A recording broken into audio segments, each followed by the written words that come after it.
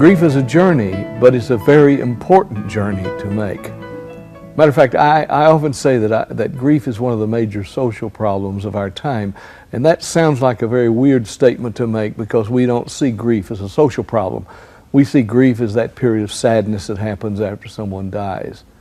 I say it's a social problem because we have no idea how many of the things we call social problems had their beginning in grief or trauma that were not properly dealt with and were allowed to sit there and fester until they ultimately exemplified themselves in some of the things we call social problems. We have no idea how much divorce comes out of grieving, and we have no way of proving how much divorce comes out of grieving. Several years ago, someone tried to determine that whether or not the divorce rate was higher among people who'd lost a child. And in my experience it is, but there's no way to prove it because the divorce doesn't happen then, it happens later. It's like a lady said, I'm surprised that divorce comes out of this experience, but she said it happened to me, it just took 30 years. She said 30 years later we divorced, but really our marriage broke the night my son died, and we discovered that we didn't know how to visit with each other or communicate, and we didn't know how to help each other. And you know, it's hard to lean on someone that's already been double in their own grief, and wedges were driven into the relationship that down the road exemplified themselves in divorce. We have no idea how much substance abuse comes out of this experience of grief that's not properly dealt with. I've walked with a lady whose daughter was murdered. And her daughter was murdered because she was at the wrong place buying drugs. And everyone was so astounded that such a lovely, beautiful girl and such a talented girl would have that kind of problem. But what everybody missed in the equation, and even all the counselors that they went to, and they did go to an awful lot of them, what they all missed was that when that little girl was 9 years of age, her father died in a plane crash. And after that, the mother walked in one day and the daughter was crying, and they had a very hysterical time. And when they finally got over the hysteria, the mother said, "What can I do to help you?" And the little girl said, "If you just wouldn't cry anymore." And they made a pledge that night to never cry together again, and they never did.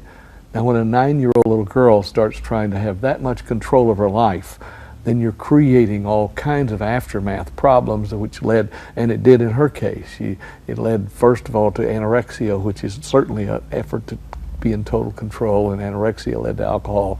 Alcohol led to other substance abuse led to being at the wrong place at the wrong time, buying drugs, and she died. But we never make those connections. There's a great book out by Lenore Terr called Too Scared to Cry, and it's the story of Chowchilla, California, where several years ago some people captured a school bus and buried the kids alive. They had a 18-wheeler trailer buried back in the earth, and they put the kids through an opening in the top, and the kids could hear them putting dirt on top of the opening. There was one 13-year-old child in there that had an awful lot of moxie, and he made them hold him up, and he basically dug them out. 34 hours they were home, not a scratch on them, so no problem. Everything back to normal. Nobody did anything about it. Lenore Terr did a study of those children 6 years later and found out there was a tremendous rise in substance abuse, a tremendous rise in early pregnancy or pregnancy outside of marriage, a tremendous rise in early marriage, all of which she related back to that experience. The 13-year-old kid that dug them out is now on the rodeo circuit, but he's there after having a tremendous struggle with substance abuse. So when we start talking about our grief, this is not something we can bury. It is not something we can just let time heal. This is a journey that we need to take very seriously and walk as best we can through every aspect of the grieving experience. I guess it helps to stop and define it. My definition of grief is that grief is the natural response to any loss. And there are two key words in that definition. One of them is any. Any loss produces grieving.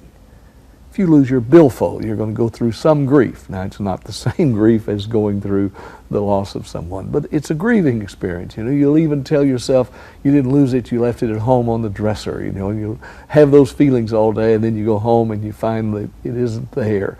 And gradually a hollow feeling comes in the middle of your stomach. That's grief. You know, that's what happens to our bodies when loss happens. The second part of the definition or key word is natural or normal, or that there is built in us a natural process for grieving, and that we need to allow that process to happen, to not try to go around it, to not try to explain it away, but to experience it. I got involved in grief quite by accident. I was a pastor of a church, and one of my members had a child get the croup one day, and as the child got worse all day, they went to the doctor. The doctor put the child in the hospital, put it under oxygen tent, sent the husband home to take care of the other child in the home because there was no real immediate danger, and that child died in 30 minutes. And of course the mother was hysterical, and the doctor was trying to calm her down, and her husband was trying to calm her down, and she stopped and looked at them and said, "Don't take my grief away from me. I deserve it, and I'm going to have it." I always felt like that was one of the more profound statements I'd ever heard under pressure, but I also was glad I wasn't there. Because had I been there, that's exactly what I would have been trying to do. That's how I saw my job. My job was to cheer everybody up. My job was to make them stop crying. My job was to do whatever I could do to get them through the funeral without shedding any tears. And so I would do anything, really, trying to get them happy. I thought, boy, if I could just make them happy, and never realized that what I really was doing was short-circuiting the natural pattern that leads to healing. You see, I think grief is nature's way of healing a broken heart, and I wasn't allowing people to have that. Everyone that goes through grief almost experiences somebody trying to take it away from us, trying to explain it away, trying to put the best face on it, trying to tell us that we should be over it. And out of that experience, I realized that I could no longer do that. And so I started getting people together that had just gone through grief. And I guess accidentally started some of the first grief groups, because I'd never heard of groups at the time. But out of that experience, I began to learn some things about grief. One of the things I learned was how long grief lasts. Most people will give you about 3 months and then they think it should be over. I think grief lasts a minimum of 2 years. And when I say that, I want you to know you're not going to hurt like you hurt right now for 2 years. But I think it takes that long to get through all of the emotional upheaval that happens in our lives when someone that we love deeply dies. It's sort of like taking chemotherapy.